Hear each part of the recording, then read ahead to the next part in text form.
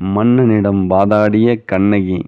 வேளாண்மை படிப்பை படிக்கிறவர்கள் கட்டாயம் கம்பனின் ஏர் 70 என்கிற நூலை படித்திருக்க வேண்டும். அதுபோலவே வழக்கறிஞர் பணிக்கு படிக்கிறவர்கள் சிலப்பதிகாரத்தில் வழக்குரை காதையை அவசியம் படிக்க வேண்டும். கண்ணகிக்கு இணையாக வாதிடும் திறமை ஷேக்ஸ்பியரின் வெனிஸ் நகரத்து வியாபாரியில் வரும் போர்ஷியாவுக்கு மட்டுமே இலக்கியங்களில் தட்டுப்படுகிறது. கரமசோவ் சகோதரர்களில் வரும் வழக்குமன்ற காட்சியை காட்டிலும் இவை மேன்மையானவை.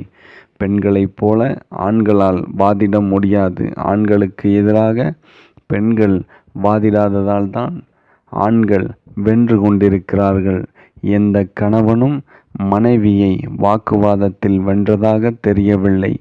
காரணம், பெண்களுக்கு முந்தைய பிறவியில் நடந்தவை கூட கச்சிதமாக நினைவில் இருக்கும்.